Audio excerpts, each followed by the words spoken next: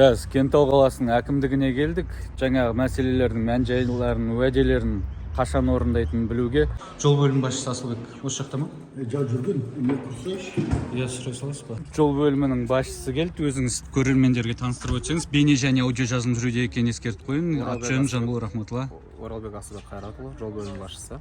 Жанбол 500 теңгеден болса да донат жасап қолдау көрсетейік дейтіндер бар екен. Оларға Каспийде халықта 77 199 19 91, ал басқа да қолдау түрін көрсетем дегендерге ол пікір жазып, осы видеоның астына, яғни коммент қалдырып, видеоны ары қарай тарату. Рахмет. Мен осыдан 3 жыл бұрын, 22 жылы, осындай қазан айында Шәкәрім көшесін түсіріп кеткем. Жалпы қашан барыңыз? Сіздерде бір жаяу жүру деген, немесе машинамен жүріп объекттерді қаланың ішін аралау деген бар ма? Шаралар? Қаланы аралау, әрине. Жүреді ғой. Шәкәрім көшесіне, былайша Шәкәрім көшесіне айтатын болсақ, осыдан 2 апта бұрын өткен ол көшені.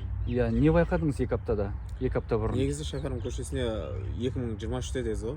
Иә. 2023 пен 24-нің аралығында. 22-де дедім, 3 жыл бұрын. Онда 2023-те біздікінде Шәкәрім көшесіне тротуар және лоток орнату бойынша сметалық құжат әзірленген болады. Осыдан 2 жыл бұрын, иә? Мен айтқаннан кейін 1 жылдан кейін, осыдан 2 жыл бұрын. Иә. Енді жол бөлімі ашылған кезде енді қаланың основной проблемалары бойынша сметалық құжаттар әзірленген. Қазіргі таңда өзінің ережесі бар.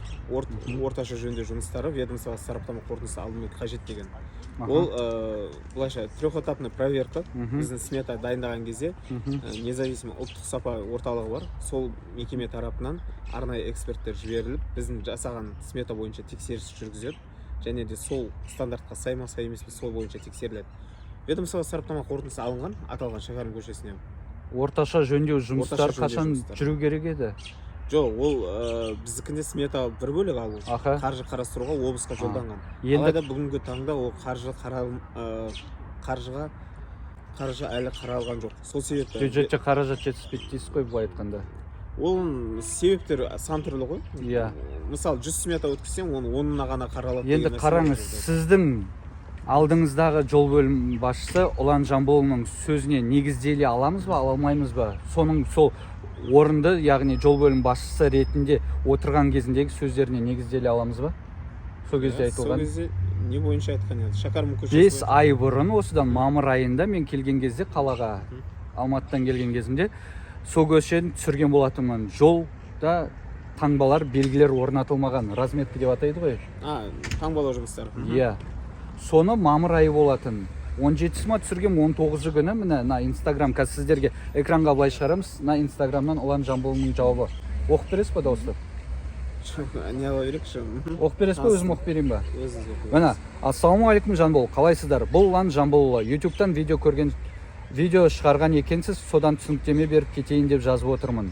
Айтылған бірінші мәселе бойынша, Шәкәрім көшесінде жол таңбалары жүргізілмеген. Себебі ол көшеге маусым айында, қараңыз, орташа жөндеу жұмыстары жүргізіледі. Осыған байланысты сызылмаған. Асфальт жабындысы жаңартылғаннан кейін разметка сызылатын болады дейді. Яғни, мына жерде ақша жоқ деп тұрған әңгіме жоқ. Жаңағы мамыр айында оқиға болып тұрса, ол келер айда, яғни алдыңғы 1 айдан кейін маусым айында орта жөндеу жұмыстары жүргізіледі деп тұр ғой.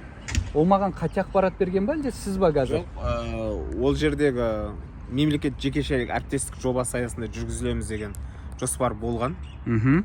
Алайда қазір ол не жоба аясында жүргізілген жоқ. Себебі? Себебі басқа көшелерге орташа жөндеу жұмыстары жүргізілді.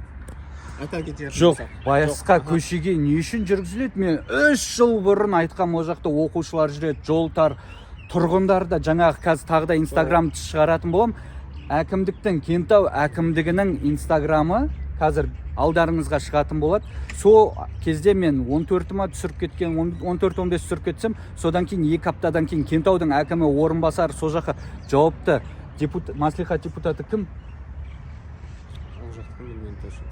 Нұрсұлтан фамилиясы Дәрібай ма? Иә.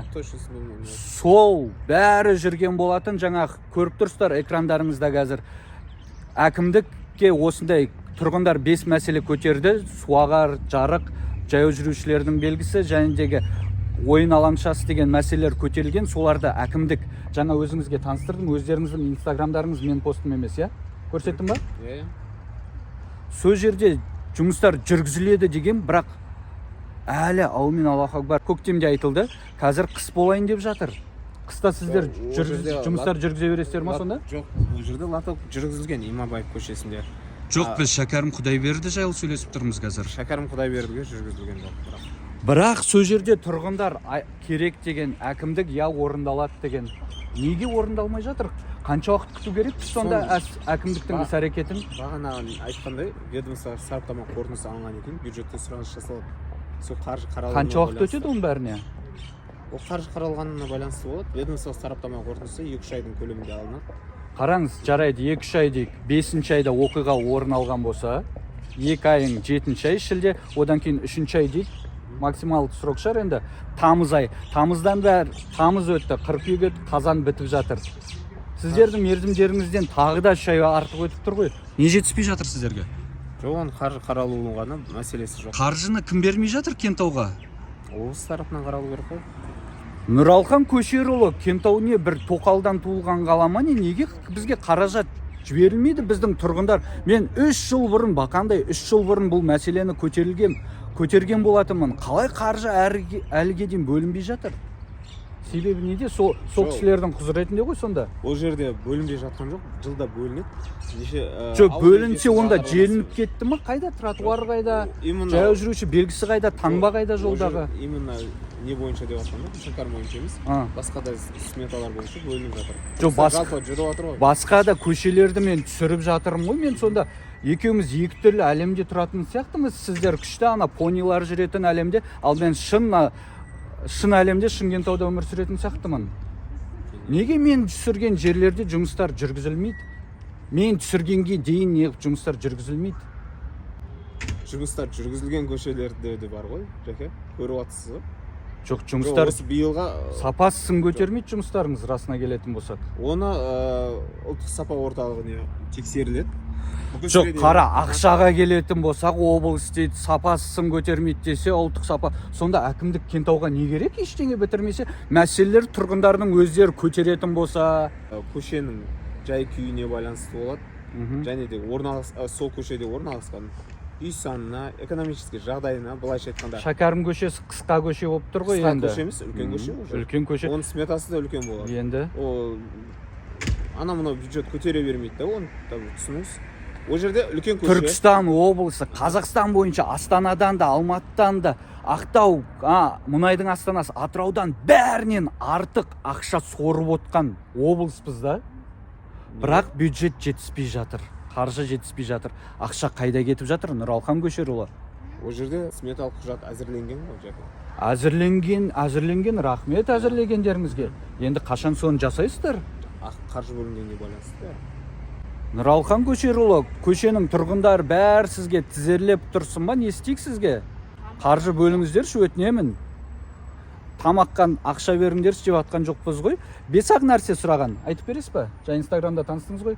Не керек қарапайым адамға, қарапайым қаланың тұрғынына не керек? Бентли керек па? Ең алдымен тротуар керек қой. Жаяу жүргінші. Иә, жоқ иә ол жақта.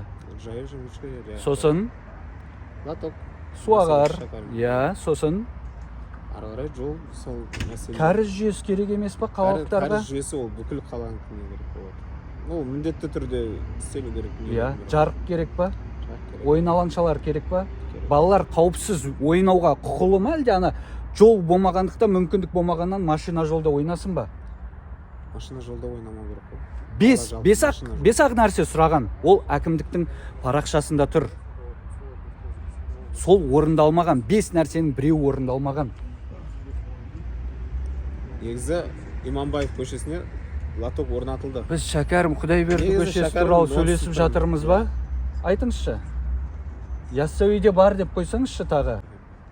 Мінеки осындай жағдай кентаулықтар, жалпы қазақстандықтар, қазақтар ақша ең көп түсетін облыста тұрып, ақша жетіспеушілігі жаңағы смета жасалған дейді, ары қарай жұмыс жүрмейді, өйткені ақша жоқ қой. Сол жерге арналған. Қаралған жоқ. Осыған тиісті құзырлы органдар нақты мәселенің мән жайын анықтап тиісті жауабын, заңды жауабын береді деген үміттемін. Жанбол Рахматулла атжан байланыста боламыз. Жанбол 500 теңгеден болса да донат жасап қолдау көрсетейік дейтіндер бар екен. Оларға Каспийде халықта 77 199 19 91, ал басқа да қолдау түрін көрсетем дегендерге ол пікір жазып, осы видеоның астына, яғни коммент қалдырып, видеоны ары қарай тарату. Рахмет.